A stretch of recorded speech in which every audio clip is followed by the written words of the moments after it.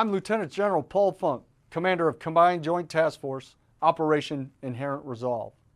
After 4 years of brutal occupation under the so-called ISIS Caliphate, RAQQA, its capital, is liberated.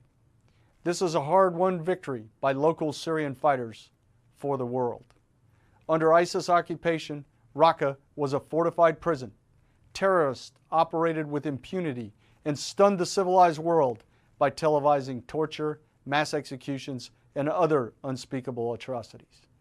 Today, however, RAQQA is free. The ISIS Caliphate has crumbled. Their capital is lost. We remain engaged in deadly combat with ISIS along the Euphrates River Valley, in Syria and Iraq. Despite the tough work ahead, we are united and strong, committed to defeating ISIS.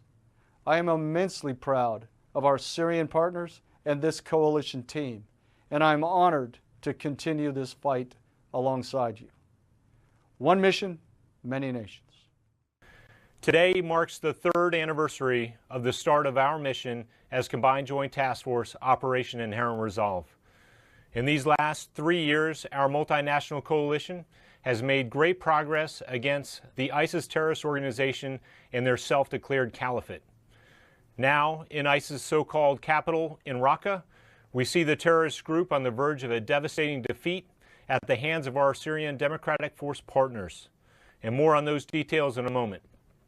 But let me first review why this moment on the verge of the liberation of RAQQA is so momentous. In 2014, ISIS held as much as 104,000 square kilometers, including major cities and around their fanatical views on their captive populations.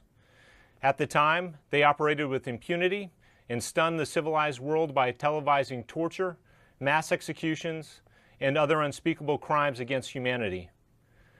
From the territories they held, ISIS became a global threat as they planned, funded, and inspired terrorist attacks around the world. The world responded. We organized a global coalition which has grown to 69 nations and 4 international organizations. And Operation Inherent Resolve was established to defeat ISIS by, with, and through our capable partner forces on the ground in Iraq and Syria. In the ensuing 3 years of fighting, we halted ISIS' advance and have beaten them back on all fronts. Our partners have removed ISIS from 87% of territory they once held, liberating more than 6.5 million people. And this July, with coalition support, our Iraqi security force partners achieved a hard-fought victory liberating Mosul, the largest city ISIS has held. Overall, ISIS is losing in every way. We've devastated their networks, targeted and eliminated their leaders at all levels. We've degraded their ability to finance their operations, cutting oil revenues by 90%. Their flow of foreign recruits has gone from about 1,500 fighters a month down to near zero today. Their story of leading a holy cause has proved to be a cesspool of brutal lies, torture, and oppression. ISIS in Iraq and Syria are all but isolated in their quickly shrinking territory. Today in Syria, ISIS is losing its grip. After more than 4 months of operations, RAQQA is more than 90% cleared. We are aware of the reports that ISIS has been defeated in RAQQA. However, clearance operations continue, and we expect our Syrian Democratic Force partners to hit pockets of resistance as the final parts of the city is cleared. Over the past 96 hours, we have seen about 1,300 civilians assisted to safety by the SDF and just about 3,000 civilians rescued in the last week. In the last few days, about 350 fighters surrendered to the SDF in RAQQA, with several confirmed foreign fighters taken into custody after SDF screening. After the ensuring the safety of the civilians, clearance of the remaining portion of the city's center has accelerated. The SDF have moved on the National Hospital Complex and the soccer stadium. The SDF also fully cleared the Al-Naim traffic circle, once an ISIS symbol of fear and terror, where they held public executions. In RAQQA and elsewhere across Syria, our focus remains on reducing risk to civilians while continuing to pursue and defeat ISIS terrorists at every opportunity, as they retreat into the remaining held areas in the middle Euphrates River Valley. Meanwhile, in Iraq, coalition forces remain focused on supporting the Iraqi security force offensives against ISIS holdouts in RAQQA and Al-Qaim in western Anbar province. In the past week, the coalition has conducted more than 30 strikes against ISIS military targets in the area, including command and control facilities, car bomb factories, weapons caches, and a training camp. Back clearance operations are ongoing in areas already recently freed from ISIS. In the Tal Afar area, since the beginning of this month, the ISF have found and removed large caches of weapons and explosives left behind by ISIS. These caches contain a total of 550 improvised explosive devices, 1,800 mortars, 25 landmines, 101 suicide vests, 16 tunnels, and 11 factories for making IEDs. Regarding the tensions in Kirkuk, aside from the incident from early morning hours on 16 October south of Kirkuk that we assess as a miscommunication between Iraqi security forces and a Kurdish checkpoint, there have been no further reports of armed conflict or contact between the two groups. We continue to monitor the situation, and our leaders, talking with counterparts in both the Iraqi security forces and the Peshmerga, urge all sides to avoid escalation. These tensions distract from our unified fight against ISIS, which remains a very real threat here in Iraq. How many ISIS fighters do you estimate are left in both Syria and Iraq? With regard to RAQQA, so you described ISIS as being on the verge of defeat. What happens next, both in RAQQA and more broadly in Syria, as far as the U.S. military role goes? Thanks, sir. So first off, across the board in the combined joint operations area, so in both Iraq and in Syria, we estimate the number of enemy forces that still remain to be about 6,500 enemy forces, ISIS forces. Specifically in RAQQA, with the number of those that have recently surrendered, we estimate there to be perhaps about 100 ISIS fighters that could remain in RAQQA. We have not seen much or heard of much reports of contact since the SDF reassumed their advance into the city after the civilians came out. But we still expect there to be remnants of ISIS in the city, and we expect there to be pockets of ISIS fighters there. As far as what happens in RAQQA after ISIS has been cleared and RAQQA is liberated, the RAQQA Civil Council is already established, and they're already eager to begin work to restore essential services.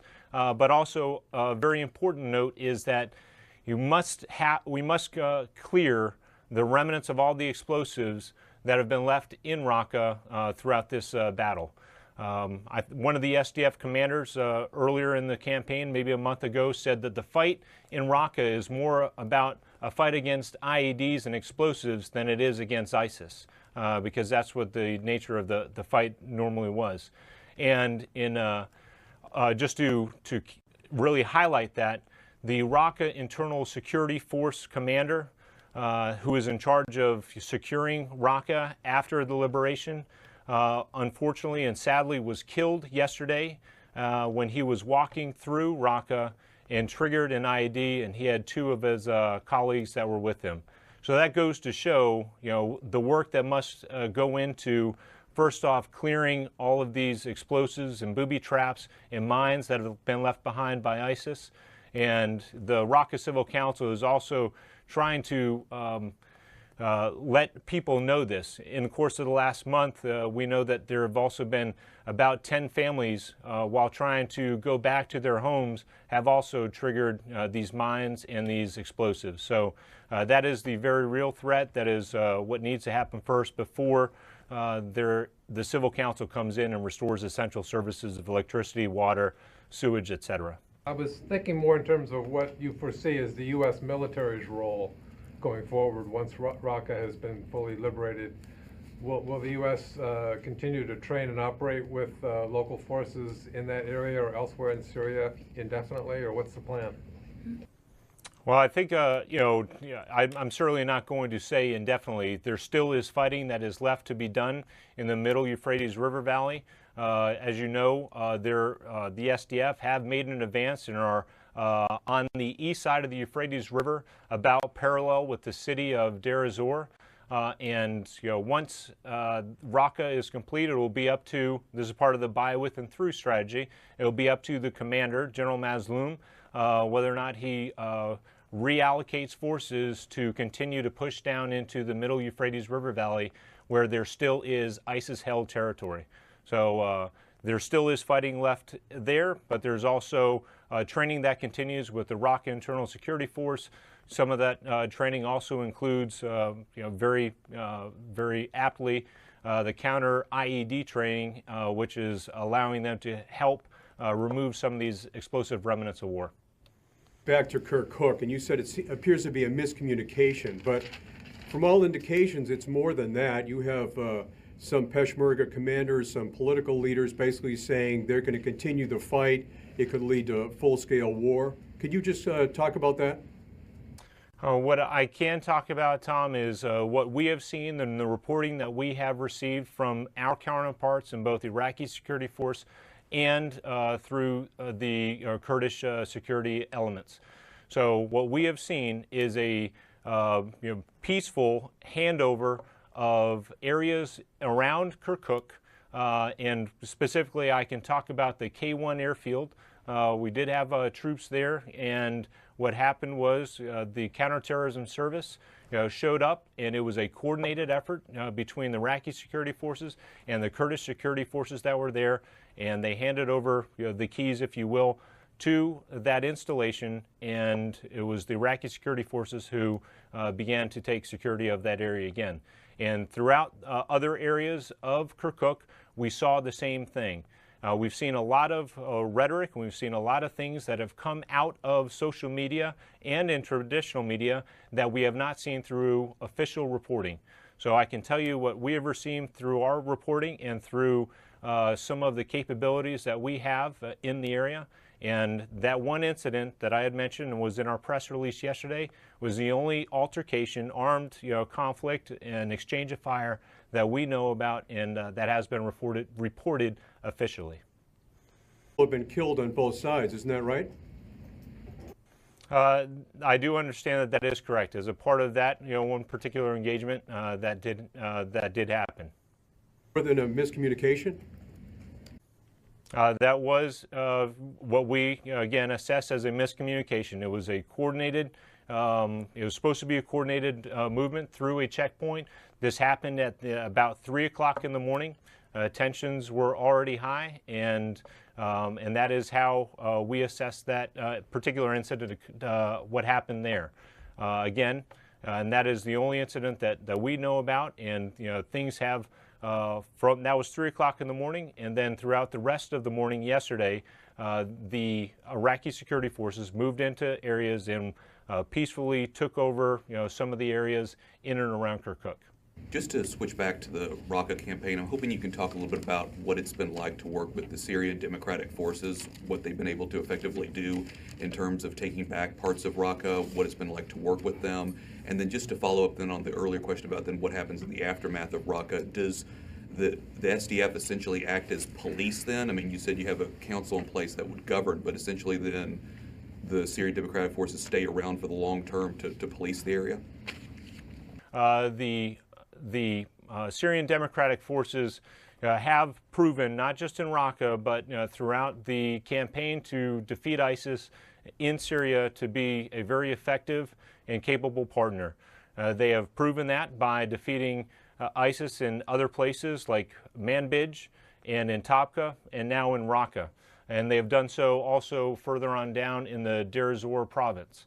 They have shown, despite not being a military that is a traditional military with armor and like the Iraqi security forces, the one thing that they have been able to show is very good leadership, and they have also been able to show that they are willing and committed to this fight. And it is proven that in this RAQQA campaign particularly, they have sacrificed and have lost several of their fighters, both those who have been killed and those who have been wounded, to be able to reclaim RAQQA and to restore some sort of local governance for the local population there. One thing I would also like to highlight is that while the overall makeup of the Syrian Democratic Forces is about 50-50, but more predominantly Kurd, inside of the SDF ranks to defeat ISIS in RAQQA, it is predominantly Arab. And it was those that are from these areas that have not just led, but also participated in the final assault into this victory. And I think you had another question. Can you please ask that again? Just to follow up, you were talking about how the Syrian Democratic Forces are going to be working to clear those booby traps, the IEDs. So then essentially, do they stay in the city for the long haul in terms of policing? They do not. So that is that commander that I told you, unfortunately, who was killed yesterday. He is a leader of right now, or was a leader of a force called the RAQQA Internal Security Force. And that is right now made up of about 1,600 local recruits, and they have been trained by coalition forces and are the ones who are going to remain in the city and provide the security afterwards. I would also say that the Syrian Democratic Forces, as I alluded to in my previous question, is that it's up to General Mazloum, who is the commander of the SDF, whether or not he reallocates and takes the forces that participated in the battle in RAQQA and redistributes them and has them in the offensive further on down the Middle Euphrates River Valley, right now in Deir ez-Zor province. At the beginning of the RAQQA operation, you said there were 2,500 ISIS fighters in the city, and now remain just about 100. Can you tell us how many of them have been captured by the SDF? Do you have an idea about the number of those captured fighters, and what happened to the rest of them? And did they flee from the city, or all of them being killed? So first off, whenever we provide the numbers that we have, they are estimates, and I try to make sure that I put that out there. But what I would say is that particularly in the course of the last week, we saw about 350 SDF fighters that came out of RAQQA and into SDF lines. What we have also seen is prior to this past week and those that have surrendered, there were obviously fewer than that, but we saw at about over the course of the last month, prior to this event, about 4 ISIS fighters that were either turning themselves in or those that were being captured or caught by SDF as they tried to escape with IDPs going out of RAQQA, excuse me. So the others that came out of that 2,500, many of them have been killed and have been assessed to have been killed inside of RAQQA during this battle. So what I would come right back at is about that 400 number is what we know of recently of ISIS fighters that have surrendered. We have seen also that prior to these battles, is that once the area is isolated and before offensive operations begin, many of the leaders will often hightail and leave and go elsewhere. And so we have clearly seen that we have been able to strike and go after high-value targets, particularly those in the Mayadeen and Abu Kamal area. Over the course of the last year, we're sitting about 150 high-value targets that we've been able to strike. And most recently, since I've been here in the last 5 months, the majority of those have come from Mayadeen. So just to make something clear, you said 350 fighters surrendered last week, and then during the last month, course of before that, also 400 others. So it means 750 ISIS fighters have surrendered. to SDF. Is that correct? Or just in total, is it 400? No. Yeah, and I'm sorry if that came out that way. What I said was in the about a month prior to leading up to this point, there was about 4 ISIS fighters that were turning themselves in or being captured about for a week for the last month leading up to this past week when we saw so many. So I said about 400 is what we've seen over the course of the last month or so. I don't have numbers for you on other ISIS fighters in Syria that have been captured or those that have surrendered. And then a follow-up to Kirkuk, you said it's a miscommunication, but there are currently Peshmerga elements captured or arrested by the Iraqi security forces. Do you have anything on the Peshmergas that have been captured by the Iraqi security forces? Qasim, I do not. That is the first I've heard of that, and we don't have. First off, we don't have advisors and people on the ground with the Iraqi security force or the Peshmerga elements that are in and around Kirkuk right now. So most of the stuff that we have received is through reporting and through those dialogues with our leaders from the Peshmerga and the ISF who are either participating or those commanders of those units and our leaders. I have a question about Kirkuk. You said that it was a coordinated movement. What was the level of coordination from the side of the coalition prior to what happened yesterday? And my second question is, the Peshmerga General Command released a statement that there was a huge presence of Iranian IRGC elements in the, with the forces that attacked the Kirkuk area. Are you aware of that? What is your reaction to that? So first off, as far as coalition, we are focused on the fight against ISIS. And after the battle in Hawija, our advisors that were with the Iraqi security force elements throughout that part of the battle, once that battle was over, we started to transition. Many of the different outposts and locations that were established to support the operations in Hawija, those were closed and consolidated in some of our larger bases to transition to move outwards towards Al-Qaim and RAQQA. So we did not have any participation with the Iraqi security forces as they moved into the Kirkuk area over the course of the last few days. And as far as the Iranian or the IGRC units that you are referring to, again, through our official reporting from those elements that are participating and have reestablished security in and around Kirkuk area, those are Iraqi security force elements like the Counterterrorism Service, the Federal Police, and we do not have reports of PMF units or the types of units that you had mentioned that we have received. So we don't have any reporting or any indications that there are units in and around Kirkuk of the elements that you mentioned. Top Kurdish officials have said that about 200 Peshmerga have been killed in the fighting in and around Kirkuk. Can you confirm those numbers and that homes have been looted and families displaced, Kurdish families inside Kirkuk? I cannot. We have not received those reporting. Again, the only reports that we have received that have had any kind of credence is the incident that happened south of Kirkuk, Lucas.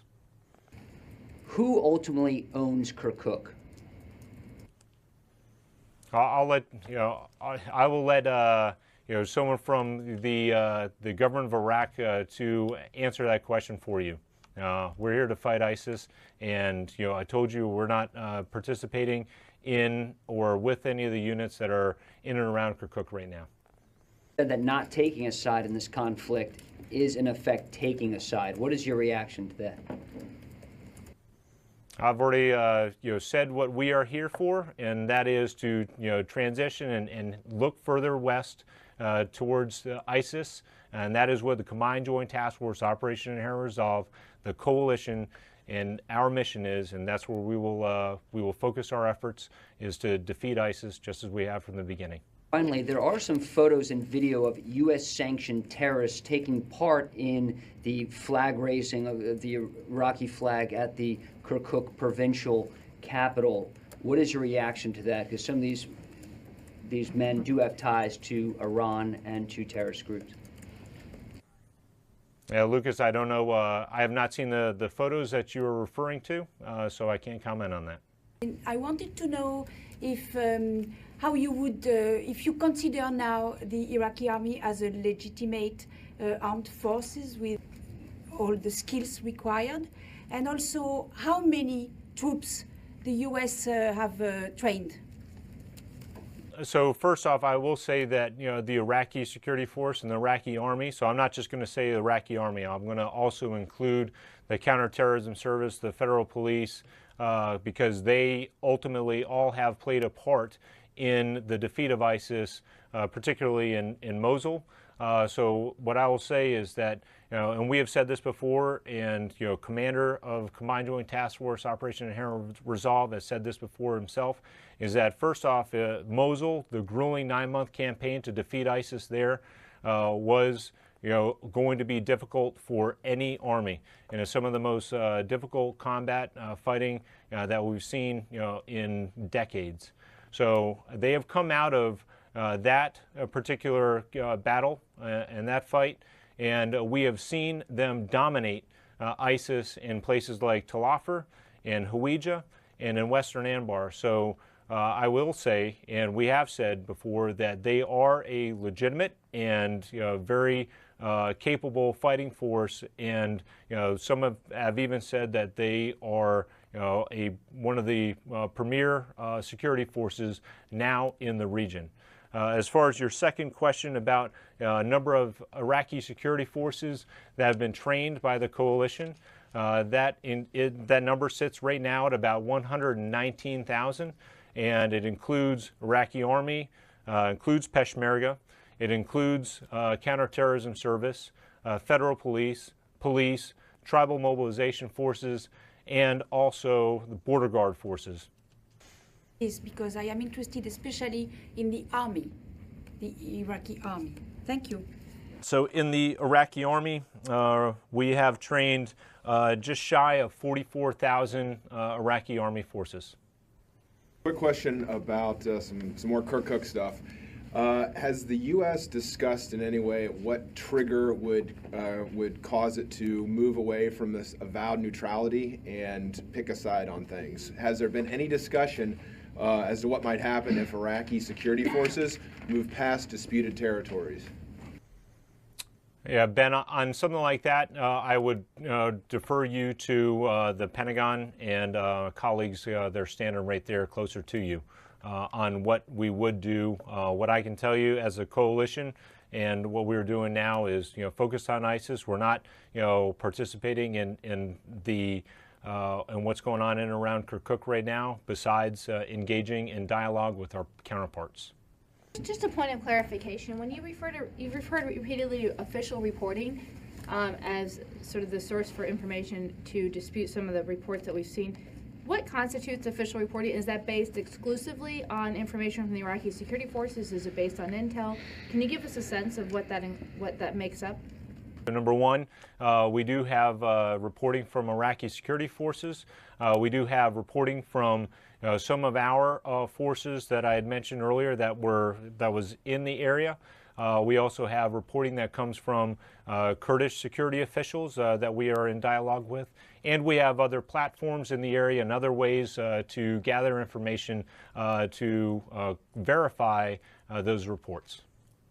You said earlier that U.S. forces were not with the Iraqi security forces or the Pesh in Kirkuk, so those U.S. forces are not actually witnessing directly the situation in Kirkuk. Is that right? That is correct. We are not. We do not have elements on the ground, and not U.S., not coalition on the ground with in and around Kirkuk with any of the units that are nearby. And we had seen reports that Qasem Soleimani was in Sulaymaniyah, and there were suggestions that he was directing operations in Kirkuk. Is there any evidence from the U.S. perspective that in fact was happening? And to clarify earlier, it is your position that PMU are not in Kirkuk at all? Are they in the rear? Can you give us a better sense of where PMU positions are vis-a-vis the Iraqi security forces? So we have also seen the open source reporting on that gentleman being in and around Kirkuk, but I don't have I can't tell you whether or not that was verified. Number two, as far as the popular mobilization units in the area, we have not seen in and around Kirkuk any of these units going in to reestablish security and or inside of Kirkuk itself. Presence at all? Are they in the vicinity? Again, what I will say is that units we have not seen, and again, we don't have forces on the ground, and what we have received is that information through Iraqi security force personnel and also from the other collection means that I'd already mentioned earlier. Any indication of leaders from some of the premier PMUs on the ground in Kirkuk? Yeah, I don't have a clear answer for you on that. I can't tell you who and what leaders may be in that area. So I don't have an answer for you on that. In Sinjar, we've seen reports that Kurdish forces have moved out of there as well. Can you give us the U.S. assessment of what is happening in Sinjar right now? I cannot. I came in with some information about Kirkuk, and again, we do not have forces that are up in and around Sinjar area either, and I don't have an answer for you on presence of any forces in and around Sinjar. Thank you. With ISIS on the back foot in RAQQA, has Russia or Syria indicated to the coalition how long they'd be willing to accept a U.S. presence potentially in the country, or whether they'd allow U.S. troops to stay in the region indefinitely without offering resistance? We certainly have not received anything from our Russian counterparts through the deconfliction line, and I don't think that would be a discussion that would happen between the coalition and those elements. It would probably be risen at higher levels. So I hope that. I know that doesn't answer your question, but that's not something I can say from the coalition's perspective. Understood. And you said sort of the continuance of counter-ISIS operations through the MIRV might be dependent on the SDF's buy-in. So does that mean the U.S. would be prepared to support operations all the way to the Iraqi border if the SDF desired that?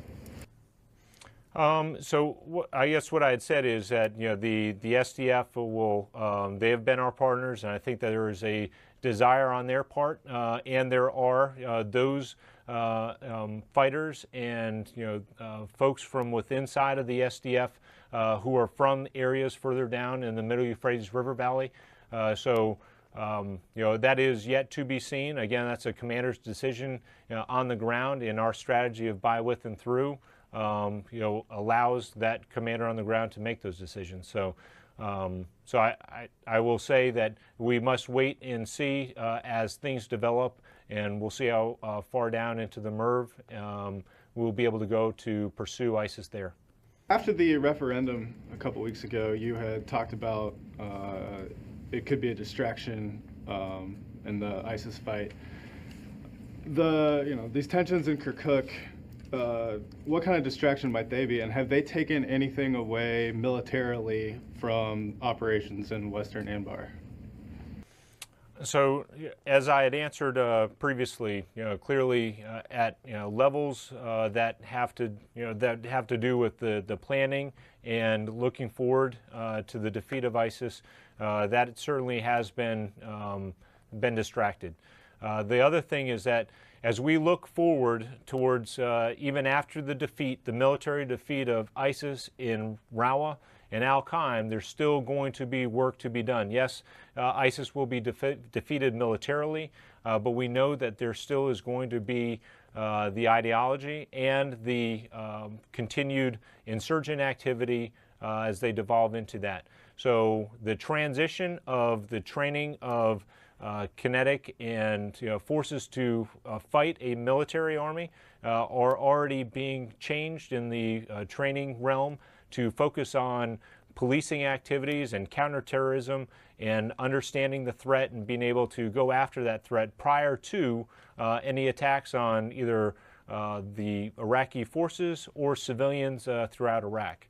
So that still has to happen, and the focus still must be there. Still the greatest threat to Iraqis is ISIS and what comes after their military defeat. So I know it was a long-winded question, but the focus is not there on that problem set as it was prior to the referendum. And then, do you have the numbers for the amount of Peshmerga forces that that the U.S. or the coalition has trained?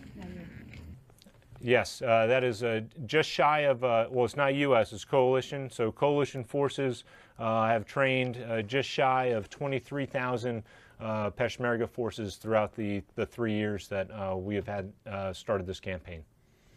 And then just one last quick one. Has there been any additional face-to-face meetings between Russian and coalition officials on the middle deconfliction in the middle Euphrates River Valley? I believe that there was, well, not believe, I know that there was a second meeting that did occur at about the same level, again, outside of Iraq and Syria, and that happened about I'd say over a week ago. The PES training, I wonder if you could tell more about what lies for their future. And about a year ago, I was told out there that they would shift as the fight shifted from counter terrorism assault more towards counterinsurgency, hold forces.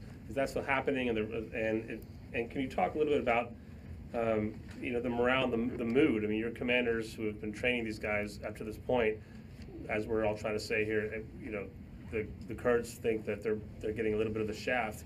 And what's it like for you to still have to train with them? What's the message your commanders are sending to them directly about not just Kirkuk, but about the future of the U.S. sticking with them as a security assistance partner going forward? The training, crosses a myriad, and I can, try to find and get a more detailed breakdown of what that is for you. But I know that that training is from all elements of the coalition that provide the training in multiple different locations. What happened as a part of the referendum, there was no decision that was yet made on whether or not there was going to be any discontinuation of any of that training as a result of the referendum. But as I know right now, or prior to recent events, is that training has continued. So I think as far as any kind of feedback of what's been said, I am not privy to any of those. I don't know what kind of discussions have been had at the face-to-face level, particularly in places like Erbil, where we do have forces that are currently with Peshmerga forces there. So I don't have an answer on what those discussions have been face-to-face. Yesterday, we were trying to find out whether or not there were any restrictions on U.S. weapons or arms supplied to the Iraqis and to the Kurds that would prohibit them from using them against each other. Do such restrictions exist? What I understand is that the weapons that and the training and the weapons that we provide to Iraqi security force elements, to include Peshmerga forces, they have to pass. Anyone who receives them must be vetted before they are provided these weapons. And then secondly, there is a way to track and to continue to identify these weapons as far as what happens on on whether or not they're used. I don't have an answer for you on what would happen in an event that would have us take any kind of weapons or take measures to ask for them back. I don't have an answer for you on that. I can find out though. Whether or not there, are there ramifications for the clash, for those involved in the clash yesterday? Is there any guidance being given to either side that if they use U.S. arms against each other, that U.S. assistance will be cut off? Yeah, I don't have an answer for you on that as far as overall U.S. arms. If an event happened and what it would be that would preclude any further divestment, I'll have to either defer to. I'll not defer, but I can either find out from Office of Security Cooperation or through our policy to find out an answer on that. I do not know. That you acknowledged a death toll in yesterday's clash. We were told by the KRG folks yesterday that it was, in the tens, maybe 100 more. They don't know. They weren't sure on the numbers, but they were citing quite high numbers. Do you have a number, and would you acknowledge that there's a difference in opinion about the degree of the bloodshed yesterday and yesterday's clash? I will say, we do not have a firm number on them, but I have seen differences between the low of 3 and high to 11 as being the span of reporting on what has come in. That's from both sides, from the Iraqi and the Kurdish. Okay. That's correct. These positions in where these events are taking place, with the exception of K1, where I'm not so sure if you're still there or not. How confident are you in the information that you're receiving? Well, like I said, the information that we're receiving, we also have other capabilities that allow us to verify those reports. So, granted, it is not someone on the ground that is coalition member, and we're hearing it from firsthand. I understand that, but there are multiple ways to look at and receive reports and to verify it, and so that's where. As the question came in earlier, that is where and how we are receiving our information. To clarify off Phil's point about the equipment, yesterday the Pentagon said that they received agreements that there would be no misuse of military equipment. So can you, you don't know yet what is misuse of that equipment? That is correct. I don't know. I don't know if there's someone that is watching for that, but I can look that up and try to find an answer for you. I don't know. That would be great. Thank you. And then my second question is, you talked about how the planning looking forward to the defeat of ISIS, that has been distracted by what's going on in Kirkuk. Can you better parse that out? What does that mean? Planning has been distracted by what's going on. What I would say is, I alluded to it a little bit earlier on today, and I would also say that there are elements, whether it be Iraqi Army or counterterrorism service, that or any of these units that are also looking at potentials for what could happen. Clearly, we are trying to dialogue at multiple levels with groups on all sides to keep tensions down and to refocus our efforts on ISIS. But as military planners, we're always looking at the what ifs, and so that is clearly what I would be doing as a planner, is looking at all the different ways that things could play out and prepare for that. So clearly there's a focus, and without a question, with every the last 2 days and all the emphasis and the questions that I've received, NARA has been on Al-Qaim and RAQQA. It has all been focused on Kirkuk. So I think that shows a very clear picture of where the attention is. Have you gotten any indications from the Iraqis or the Peshmerga forces that they are less willing to, are reallocating their resources to not fight ISIS and to maybe be more concerned about what's going on in Kirkuk? We are still working with Iraqi security forces, and we are still in the middle of a transition. So we have not seen all elements that have transitioned out towards Western Anbar, and that's where we want to be prepared to go. At some point, will you be able to say definitively that ISIS has been defeated militarily? I think obviously we're going to have to wait and see until after. But I would say that the first thing is that if you're taking away all of their territory is the first step, and we still have to do that. And in Iraq, that is about just over 2% or just under 3% of territory that is left in Iraq that must be cleared, and that's in that pocket in Western Anbar.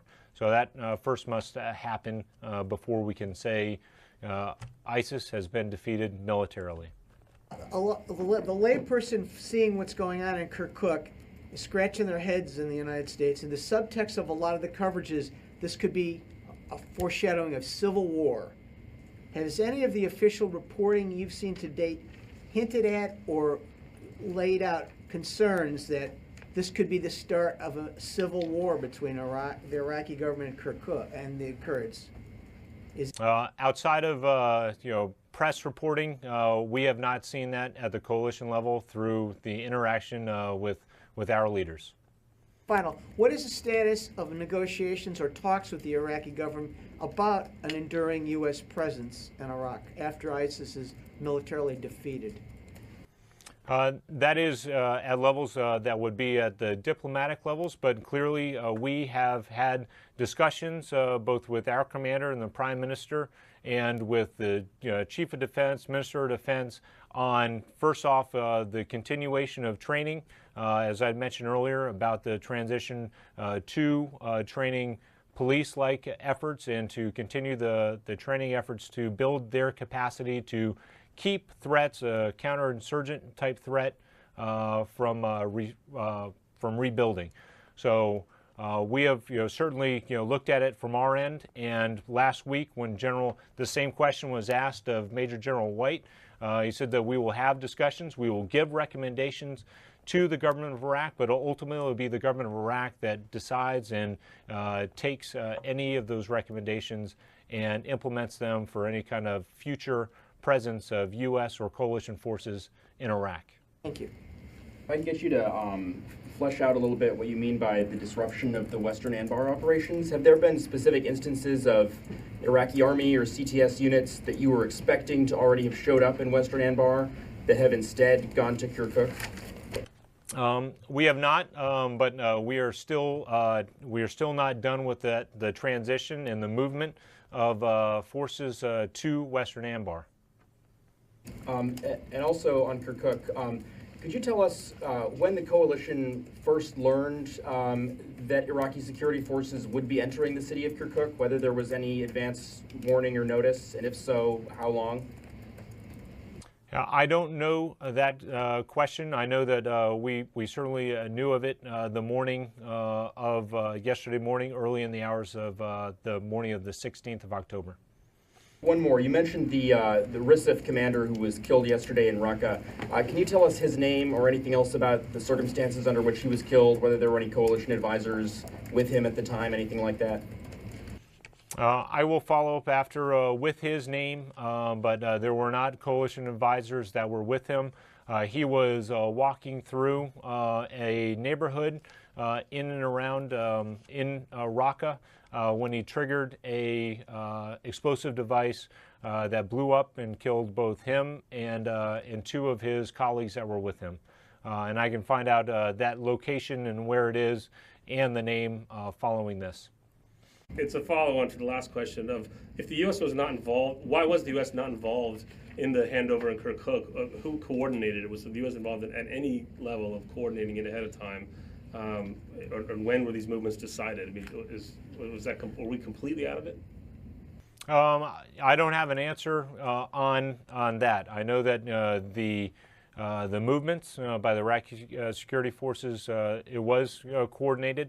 As far as U.S. Being notified, like I'd already provided that answer, that I did not know, or I don't know if we knew prior to yesterday morning. So I don't have an answer to that. Does want to be involved in this, or in previous discussions? I mean, it was known that it was on the horizon. Well, so it was already announced by the Prime Minister. The Prime Minister had made some declarations and statements about reasserting Iraqi Iraqi presence in and around Kirkuk. So I know that it was stated publicly by government officials. I don't know if we as a coalition were identified prior to the morning of the 16th. You said there was a second face-to-face meeting with the Russians. Can you talk a little bit more about what triggered that meeting, when that happened? I don't, and so I know that it happened, and we said that it was likely that there was going to be a second meeting. There's one that did happen. I don't know where it was. I know it was not in Iraq or it was not in Syria, and it was at the same level, about the one-star level from the coalition, and it was the same line of discussions that talked about the deconfliction and where Russian and pro-regime forces and Syrian Democratic forces would go further on down the MERV, and what kind of deconfliction measures were going to be put in place. Would you be able to go back to us about where that meeting took place? And that was a face-to-face meeting. It was a face-to-face meeting, and I don't think we're going to provide a location.